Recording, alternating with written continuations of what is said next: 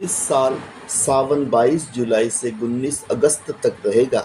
इस महीने में कुल 5 सोमवार व्रत पड़ेंगे। सनातन धर्म में सावन सोमवार व्रत का विशेष महत्व माना जाता है। इस व्रत में भगवान शिव की विधि विधान से पूजा की जाती है। साथ ही सावन सोमवार व्रत की कथा सुनना या पढ़ना अनिवार्य माना जाता है। श्रावण सोमवार के व्रत में अन्न का सेवन नहीं किया जाता, लेकिन फलाहार ले सकते हैं। यहाँ हम आपको बताएंगे कि सावन सोमवार व्रत में हर छोटी बड़ी जानकारी हम आपको देंगे।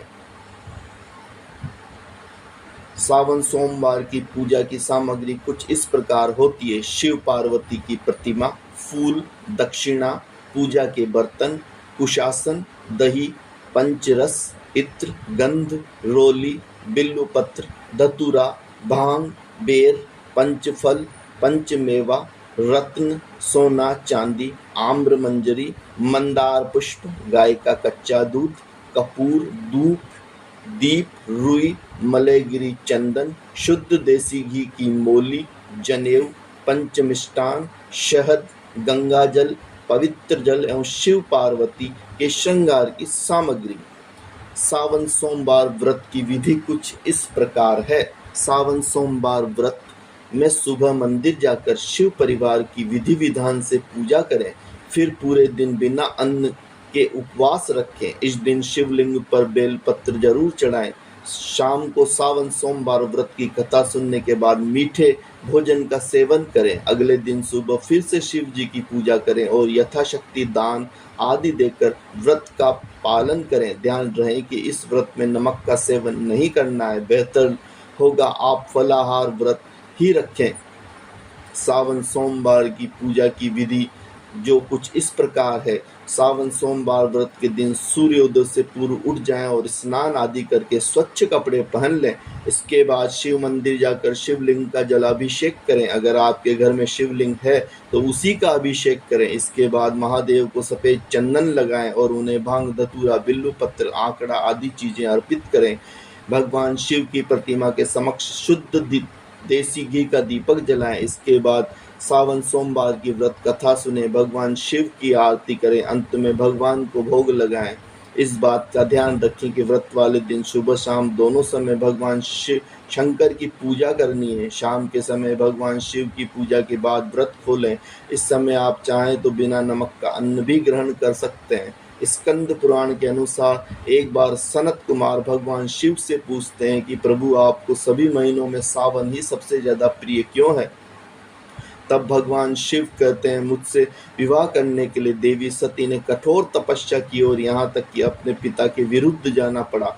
मुझसे विवाह के बाद जब देवी सती ने अपने पिता के घर पर मेरा अपमान होते हुए देखा तो उन्होंने अपने प्राण त्याग दिए। इसके बाद सती का जन्म पर्वतराज हिमालय की पुत्री के रूप में हुआ और उनका नाम देवी पार्वती रखा गया। इस जन्म में भी उन्होंने मुझसे विवाह करने के लिए श्रावण माह में निराहार रहकर कठोर तपस्या की, जिसके फलस्वरूप मैंने उन्हें अपनी पत्नी के रूप में स्वीकार किया।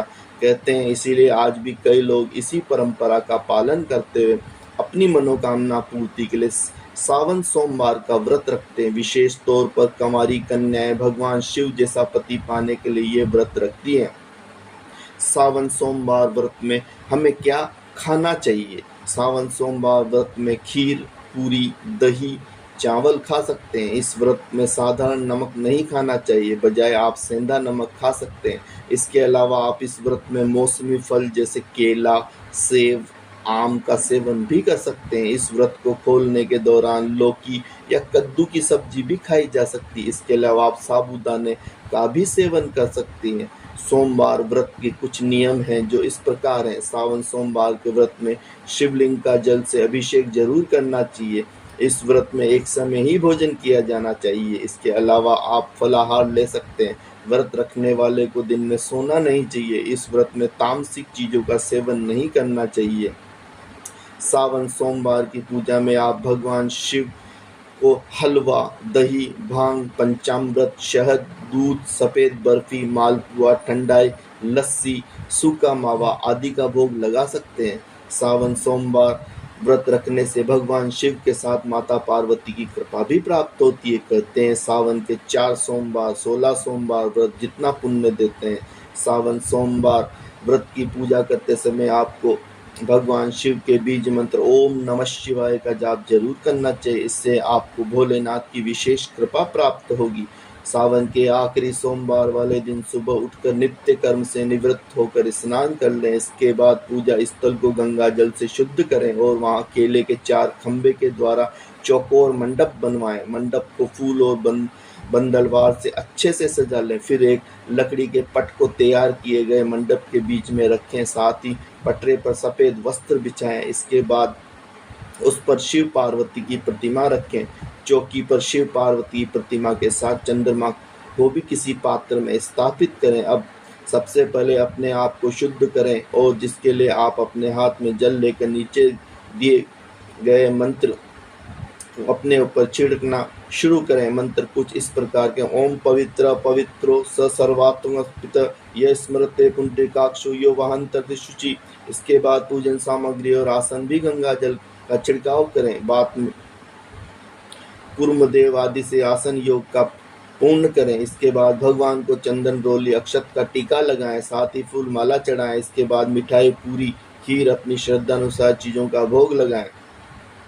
फिर शिवलिंग को जलाभिषेक करें तथा बिल्वपत्रों पत्र धतूरा और भांग जरूर चढ़ाएं। पूजा के बाद दान जरूर करें। इसके बाद ही भोजन ग्रहण करें। सावन सोमवार व्रत रखने से भक्तों की सारी मनोकामनाएं पूर्ण हो जाती हैं। ये व्रत वैवाहिक जीवन, आर्थिक जीवन और स्वस्थ जीवन से संबंधित हर तरह की समस्याओं से मुक्ति दिलाता है। कहते हैं सावन में भगवान शिव का अत्यंत प्रसन्न रहते हैं और ऐसे में जो भक्त सच्चे मन से सावन के सोमवार का व्रत रखता है उसकी सभी मनोकामनाएं पूर्ण होती हैं। श्रावण की कथा के अनुसार अमरपुर नगर में एक धनी व्यापारी रहता था। दूर दूर तक उसका व्यापार फैला हुआ था। नगर में उस व्यापारी का सभी लोग मान सम्मान करते थे। इतना सब कुछ होने पर भी वह व्यापारी अंतर मन से बहुत दुखी था, क्योंकि उस व्यापारी का कोई पुत्र नहीं था। दिन रात उसे एक ही चिंता सताती थी कि उसकी मृत्यु के बाद इतने बड़े व्यापार और धन संपत्ति को कौन संभालेगा। पुत्र पाने की इच्छा से वह व्यापारी प्रति सोमवार भगवान शिव की व्रत पूजा किया करता था। सायंकाल को व्यापारी शिव मंदिर में जाकर भगवान शिव के सामने घी का दीपक जलाया करता था। उस व्यापारी की भक्ति देखकर एक दिन पार्वती ने शिव से कहा, हे प्राणनाथ, यह व्यापारी आपका सच्चा भक्त है। कितने दिनों से यह सोमवार का व्रत और पूजा नियमित रूप से कर रहा है। भगवान आप इस व्यापारी की मनोकामना अवश्य पूर्ण करें। भगवान शिव ने मुस्कुराते हुए कहा, है पार्वती, इस संसार में सबको उसके कर्म के अनुसार फल की प्राप्ति होती है। प्राणी जैसा कर्म करता है वैसा ही फल प्राप्त होता है। इसके बावजूद पार्वती जी नहीं मानी और उन्होंने आग्रह करते हुए, नहीं प्राणनाथ, आपको इस व्यापारी की इच्छा पूरी करनी ही पड़ेगी। यह आपका अनन्य भक्त है। प्रति सोमवार आपका विधि व्रत रखता है। पूजा अर्चना के बाद आपको भोग लगाकर एक समय भोजन ग्रहण करता है। आपको इसे पुत्र प्राप्ति का वरदान देना ही होगा।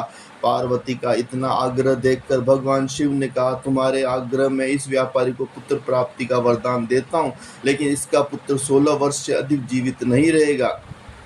उसी रात भगवान शिव ने स्वप्न में उस व्यापारी को दर्शन देकर पुत्र प्राप्ति का वरदान दिया और उसके पुत्र के 16 वर्ष तक जीवित रहने की बात भी बताई। भगवान के वरदान से व्यापारी खुश हुई, लेकिन पुत्र की अल्पायु की चिंता ने उस खुशी को नष्ट किया। व्यापारी पहले की तरह सोमवार का विधि व्रत करता रहा। कुछ महीने के पश्चात उसके घर अति सुंदर पुत्र उत्पन्न हुआ। पुत्र जन्म से व्यापारी के घर में खुशियां भर गई। धूमधाम से पुत्र जन्म का महोत्सव मनाया गया। व्यापारी को पुत्र जन्म की अधिक खुशी नहीं हुई, क्योंकि उसके पुत्र की अल्पायु के रहस्य का पता उसको था। यह रहस्य घर में किसी को और को मालूम नहीं था। विद्वान ब्राह्मणों ने उस पुत्र का नाम अमर रखा। अमर जब 12 वर्ष का हुआ तो शिक्षा के लिए उसे वाराणसी भेजने का निश्चय किया। व्यापारी ने अमर को मामा दीपचंद को बुलाया और कहा कि अमर को शिक्षा प्राप्त करने के लिए वाराणसी छोड़ आओ। अमर ने अपने मामा के साथ शिक्षा प्राप्त करने के लिए चल दिया। रास्ते में जहाँ भी अमर और दीपचंद रात्रि विश्राम के लिए ठहरते, वहीं यज्ञ करते और ब्राह्मणों को भोजन कराते। लंबी यात्रा के बाद अमर और दीपचंद एक नगर में पहुंचे। उस नगर की राजा की कन्या के विवाह की खुशी में पूरे नगर को सजाया गया था। निश्चित समय पर बारात आ गई, लेकिन वह पिता अपने बेटे के एक आंख से काने होने के कारण बहुत चिंतित था। इसे अब इस बात का भय सता रहा था कि राजा को इस बात का पता चलने पर वह विवाह से इनकार कर दे।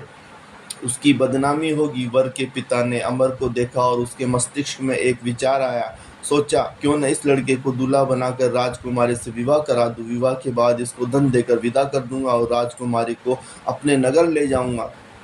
वर के पिता ने इस संबंध में अमर और दीपचंद से बात की। दीपचंद ने धन मिलने के लालच में वर के पिता की बात स्वीकार कर ली। अमर को दूल्हे के वस्त्र पहनाकर राजकुमारी चंद्रिका से विवाह करा दिया। राजा ने बहुत सा धन देकर राजकुमारी को विदा किया। अमर जब लौटा तो सच छिपा सका और उसने राजकुमारी की ओढ़नी पर लिख दिया, राजकुमारी चंद्रिका, तुम्हारा विवाह तो मेरे साथ हुआ था। मैं तो वाराणसी में शिक्षा प्राप्त करने जा रहा हूँ। अब तुम्हें जिस नवयुवक की पत्नी बनना पड़ेगा वह कान्हा है। जब राजकुमारी ने अपनी ओढ़नी पर लिखा हुआ पढ़ा तो उसने कान्हे लड़के के साथ जाने से इनकार कर दिया। राजा ने सभी बातें जानकर राजकुमारी को महल में रख लिया। इधर अमर अपने मामा दीपचंद के साथ वाराणसी पहुंच गया। अमर ने गुरुकुल में पढ़ना शुरू कर दिया। अमर की आयु 16 वर्ष पूरी हुई तो उसने एक यज्ञ किया। यज्ञ की समाप्ति पर ब्राह्मणों को भोज कराया और खूब अन्न वस्त्र दान किए। रात को अमर अपने शयन कक्ष में सो गया। शिव के वरदान के अनुसार शयन अवस्था में ही अमर के प्राण पखेरु उड़ गए। सूर्योदय पर मामा अमर को मृत देखकर रोने पीटने लगा और आसपास के लोग भी एकत्रित होकर दुख प्रकट करने लगे।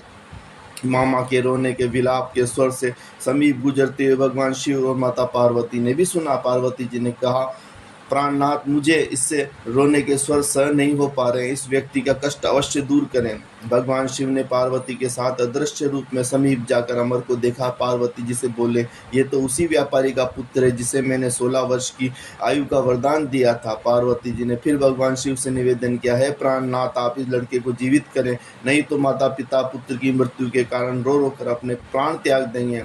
इस लड़के का पिता आपका परम भक्त है, वर्षों से सोमवार का व्रत करते हुए आपको भोग लगा रहा है। पार्वती के आग्रह पर भगवान शिव ने लड़के को जीवित होने का वरदान दिया और फिर कुछ ही पल में वह जीवित होकर बेटा।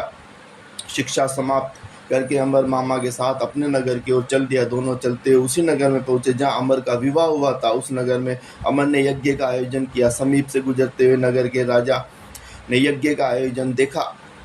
राजा ने अमर को तुरंत पहचान लिया। यज्ञ समाप्त होने पर राजा अमर और उसके मामा को महल ले गया और कुछ दिन महल में रखकर बहुत सा धन वस्त्र देकर राजकुमारी के साथ विदा किया। रास्ते में सुरक्षा के लिए राजा ने बहुत से सैनिकों को भी साथ भेजा। दीपचंद ने नगर पहुंचते ही एक दूत को घर भेजकर अपने आगमन की सूचना भेजी। अपने बेटे अमर को जीवित वापस लौटने की सूचना से व्यापारी प्रसन्न हुआ। व्यापारी ने अपनी पत्नी के साथ स्वयं को एक कमरे में बंद कर रखा था। भूखे प्यासे रहकर व्यापारी और उसकी पत्नी बेटे की प्रतीक्षा कर रहे थे। उन्होंने प्रतिज्ञा कर रखी थी कि यदि उन्हें अपने बेटे की मृत्यु का समाचार मिला तो वो भी दोनों अपने प्राण त्याग देंगे। व्यापारी अपनी पत्नी और मित्रों के साथ नगर के द्वार पर पहुंचा। अपने बेटे का विवाह का समाचार सुनकर पुत्र वधू राजकुमारी चंद्रिका को देखकर उसकी खुशी का ठिकाना न रहा। उसी रात भगवान शिव ने व्यापारी के स्वप्न में आकर कहा, है श्रेष्ठी, तेरे सोमवार के व्रत करने और व्रत कथा सुनने से प्रसन्न होकर तेरे पुत्र को लंबी आयु प्रदान किए। व्यापारी बहुत प्रसन्न हुआ। सोमवार का व्रत करने से व्यापारी के घर में खुशियां लौट आई। शास्त्रों में लिखा है कि जो स्त्री पुरुष विधि व्रत करते हैं और व्रत कथा सुनते हैं उनकी सभी इच्छाएं पूर्ण होती हैं।